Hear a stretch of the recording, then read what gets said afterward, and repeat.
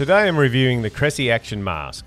This mask has a mounting bracket at the top of the mask frame to mount a small action camera, like the GoPro Hero or the DJI Osmo Action camera. In the container you'll get some instructions or something.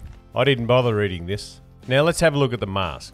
The mask is wrapped in plastic. I'm not sure why. It's probably worth noting that the container it came in is pretty flimsy. Not much more stronger than this plastic bag. I've turfed that out and I'll be using one of my old dive mask containers to protect it. Now that I've finally wrestled it out of the plastic bag, it looks like my current dive mask. The mask has easy side adjustment straps and a good flexible connection to the frame. The mask has a soft skirt all the way around for sealing. Now the $1,000,000 question is, will it fit my face? I think I'm lucky. This mask looks and feels pretty similar to my existing dive mask. If it didn't, then it'd be pretty painful as it only comes in one size. Obviously we have to clean the glass before our first dive. I'm using a purchased product to remove the film. I have tried toothpaste, but I find this works just as well and it doesn't leave that toothpaste smell. I usually give each lens a couple of scrubs for a few minutes. Make sure you get it in the corners too. I always use a mask defog spray before diving. I make my own by diluting baby shampoo with a lot of water. Spit works good too, but since COVID, some people don't like you spitting all over the place. It's worth noting that the mask comes with a socket head cap screw and not a thumb screw. And also I found the nut to be loose and has a tendency to fall out. I've glued mine into the mask because I knew I'd lose it somewhere. So this means you'll need an Allen key to attach and remove the supersuit, which could catch you out. The reason they don't use a thumb screw is because they haven't designed the mount with enough clearance to the frame to get the thumb screw in. I'm using a GoPro Hero 10 supersuit and you can see that the back of the housing sticks out from the mask frame. The back of the camera will press against your forehead as shown here in this still shot. I think the mask mount design could be old and maybe designed around a thinner camera. See how the older GoPro Hero 3 has more clearance for your forehead. You can add a mounting link to push the action camera forward if you find that the pressure against your forehead is too uncomfortable. Okay, enough jibber jabber, let's get it underwater. Here you can see my buddy has the Cressi Action Mask and a GoPro Action camera. For the most part, you won't notice the camera while diving. However, it will be a possible snag point when handling line, and you can end up banging the camera if your face is close to a reef or part of a wreck. The good thing about this mount is that it will film whatever you are looking at. You probably won't really know what's in shot or even if it's turned on, but you can capture your dive with minimal effort and concentrate on other things. I think one of the best uses of the mask mounted camera is when your hands are busy doing other things. Here I'm using two hands on the underwater camera tray to stabilize the camera. It's also got two video lights to illuminate the lobster. The footage, by comparison from the mask mount, will be far inferior. Same thing here in the shipwreck. My hands are busy, but the mask mount records everything. Even when I stow the camera tray, the mask mounted camera continues to capture everything. Here we are defouling an anchor from the shipwreck and I don't have the ability to hold a camera while doing everything else. So the mask mounted camera is perfect for recording this sort of activity. Once the anchor has been untangled from the wreck and the excess anchor rope has been retrieved, I can send the anchor up to the boat on the surface using a lift bag. Obviously I'm concentrating on the task at hand and it helps that I don't have to think about the camera or filming.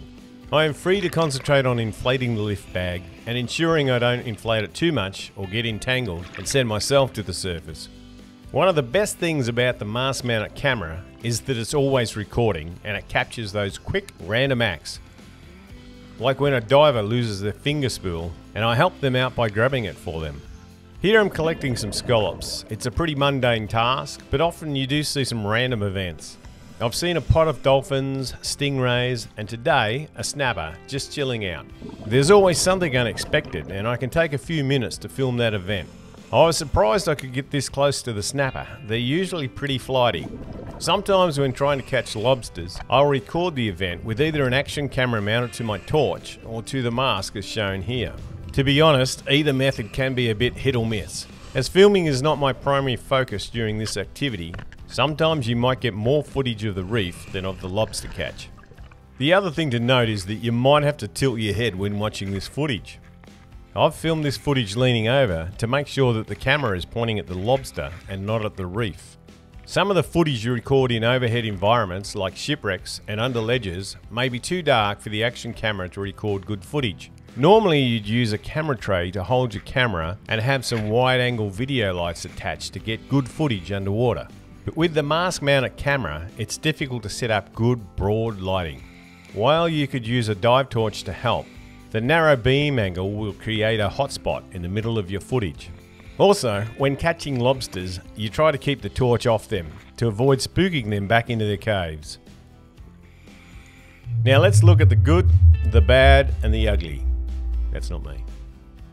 A lot of people will tell you to set your action camera on wide, but I don't like the jelly effect or the warp distortion you get the wider you set your camera, which is made worse when you whip your head around.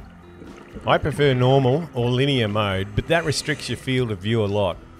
Having a narrow field of view can make your footage a little boring, and with rapid head movements you could easily make your audience start to feel a little seasick. This footage of me hunting for lobsters is a little boring to say the least. Here is some footage of me on a very surgy day. Just when I was about to grab the lobster, a huge swell pushed me into the surrounding reef. The camera hit the reef, which ended up flooding my mask. Definitely not the most enjoyable conditions. Here's the same event filmed from the mask mounted camera. You can see I was just about to put my hands on that lobster when I get tossed into the reef. Time to clear the mask and see if I can coax the lobster back out. Thankfully I got another go and I was more successful the second time. It's just something to keep in mind that the mask mounted camera can easily cause your mask to flood if it gets caught on anything.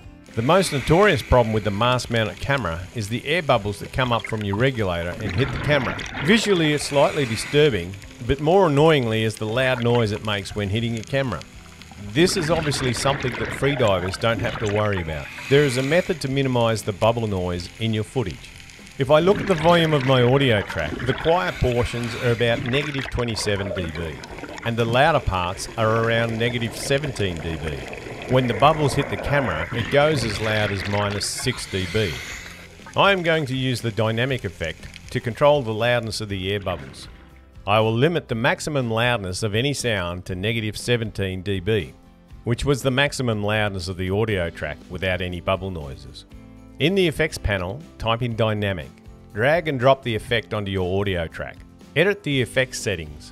There's a few tools in this effect. The one we're looking for is the limiter. Set the limiter to -17 dB.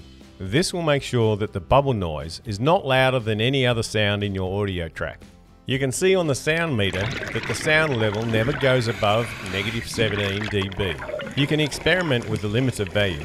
Increasing the negative amount will reduce the audio track more, and decreasing the negative value will allow louder sounds to occur. Well, that concludes my review of the Cressi Action Mask. While I wouldn't recommend it as your primary video tool, if you want to make great underwater videos, use a camera tray and some video lights. However, the Action Mask is unique and shouldn't be dismissed. I think it's great as a B-roll camera and great for dives when you're busy with other activities and you don't have the luxury of filming. I think if you understand the limitations of the mask mounted camera, you can still have some good fun filming with this method. I hope you've enjoyed the review and I'll catch you next time.